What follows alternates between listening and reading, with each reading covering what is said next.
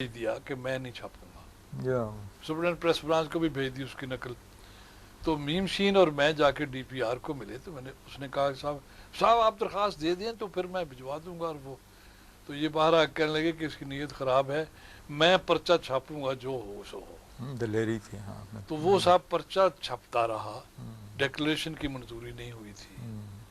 اور یہ ایک بڑی بات تھی. جی ہاں بالکل. پھر انہوں نے تعلق حالانکہ یہ جنرل سیاہ اور وہ دو ان کے دیہات میں 1.5 میل کا فاصلہ ہے جلندھر میں، پھر یہ ارائی تھے، جی جی ان کو انہوں نے شورا کا ممبر بھی بنایا. جی لیکن یہ کہ کلمہ حق کہہ دیتے تھے احمدیوں کے حق میں، یہاں سے بگاڑ شروع ہوا. جی جی پھر انہوں نے ہمارے مقدمات میں سچی بات ہے ہر جگہ گئے ساتھ اور دیا. بیمار بھی ہوتے تو حمید اسلم صاحب نے کار پہ لے آتے تھے اور یہ بیچارہ عدالت میں حاضر ہوتا تھا.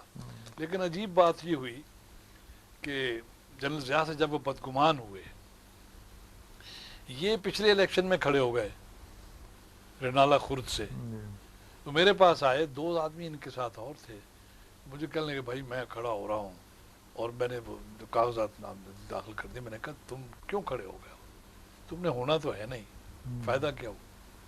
میں نے کہا تم اس لیے کھڑے ہو رہے ہو کہ وہاں ارائیوں کے ووٹ زیادہ ہیں.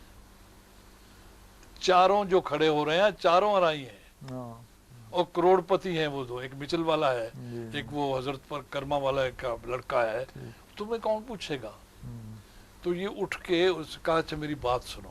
باہر جا کہنے لگا کہ مجھے جنرل صاحب نے پیغام بھیجا ہے کہ تمہیں ضرور ہونا چاہیے اور میں تمہیں کراؤں گا.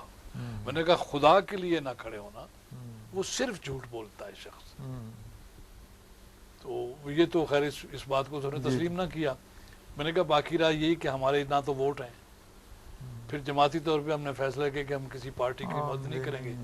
میری ذاتی تمہارا تعلق ہے، تم جو کہو گے میں کروں گا.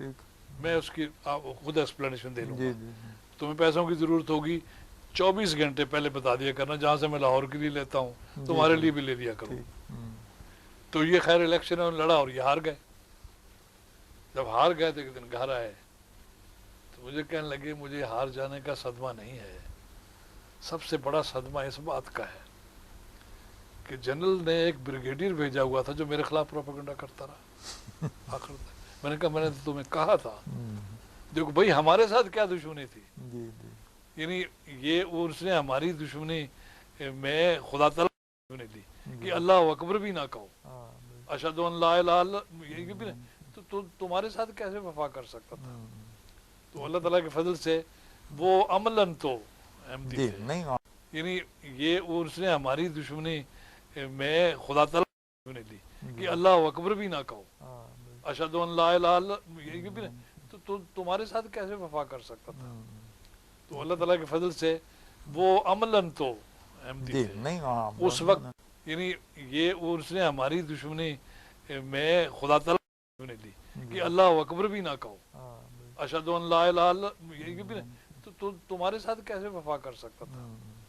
تو اللہ تعالیٰ کے فضل سے وہ عملاً تو احمدی تھے اس وقت، یعنی یہ اس نے ہماری دشمنی میں خدا تعالیٰ نے لی کہ اللہ اکبر بھی نہ کہو، اشہد ان لا الہ الا یہ بھی نہیں، تو تمہارے ساتھ کیسے وفا کر سکتا تھا.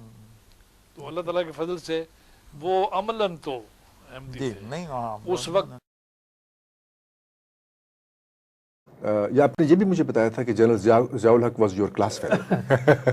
ضیاء الحق کی بات بھی بتا دیتا ہوں. I went to England on a course in 1950. اچھا 51 میں آئی واز ان انگلینڈ. مجھے یاد ہے کہ جب آئی لینڈڈ ان لنڈن پہلی دفعہ ینگ مین، تو 2 دن کے بعد عید تھی، تو عید پڑھنے کے لیے ہم چلے گئے مشن ہاؤس میں. اب مشن ہاؤس میں وہ باجوہ صاحب مشتاق باجوہ صاحب ہوتے تھے، وہ امام تھے. جی وہ ایک تو لمبے والے تھے نا، ایک دوسرے چھوٹے والے مشتاق باجوہ بہت ہوئے جو مجھے علم نہیں ہے. جی اچھا یعنی یہاں 2-3 سال ہوئے فوت. یہ کلپ میں پہلے بھی لگا چکا ہوا ہوں. اس میں جو ہے ثاقب زیروی جو قادیانیوں کا ایک مشہور شاعر بھی تھا اور مختلف قادیانی جو لیڈر تھے مرزا محمود اور ناصر وغیرہ، ان کا یہ بہت اعتمادی بلکہ پرسنل سیکرٹری ٹائپ تھا. تو یہ جنرل ضیاء الحق کے بارے میں ایک واقعہ بتا رہا ہے.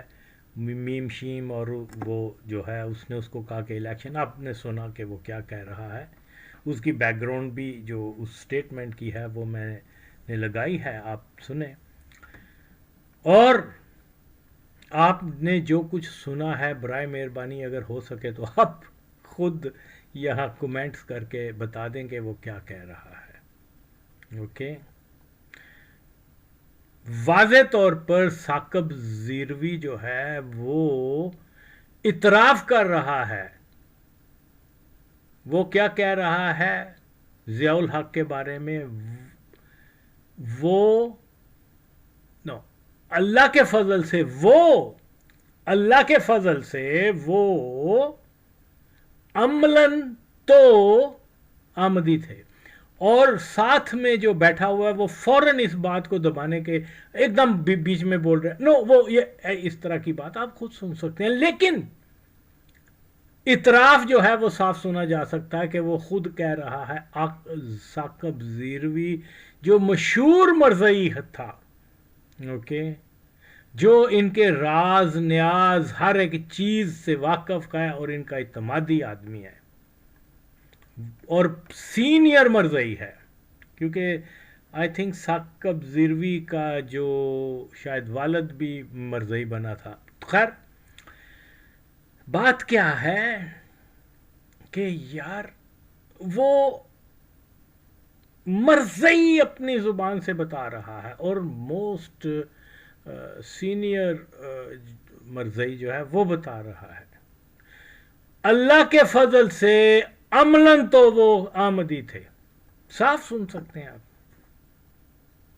اب یہ دیکھیے کہ یہ سچائی کی طاقت ہوتی ہے کہ کب جھوٹ ہمیشہ کے لیے چھپا نہیں رہ سکتا. ان کی اپنی زبانی یہ اعتراف آ گیا ہے، تو میں یہ اس کے اوپر بارخواہ بتاتا ہوں کہ یہ لبرل بھی سنیں. زاد حامد، خیر وہ تو مادر چوت ہے، وہ تو پھر بھی اس کو تو خدا بھی آ کے کہہ دے گا کہ یہ جو ہے کیا نام ہے اوریا مقبول جان اور زاد حامد کو اللہ بھی آ کے بتا دے گا کہ وہ مرزئی ہے، پھر بھی یہ لوگوں کو آ کے بتائیں گے کہ وہ اسلام کا بہت بڑا مجاہد تھا، وہ اسلام سے محبت کرنے والا تھا، اور اس کی تعریف جو ہے وہ کرتے جائیں گے، اور اس کو ایک بہت راسخ العقیدہ مسلمان جو شریعت اور اسلام کا پابند اور یہ اور وہ اور نظام اسلام نافذ کرنے والا یہی کہیں گے. سچ کیا ہے کہ وہ مادر چوت جو ہے ضیاء الحق قادیانی تھا. میری تحقیق کو آپ چھوڑ دو، آپ ثاقب زیروی کا اعتراف سن لو. سچی بات منہ سے نکل گئی ہے اس کے، اور پھر بھی یہ لوگ آ کے کہتے ہیں کہ وہ جناب اینٹی قادیانی تھا.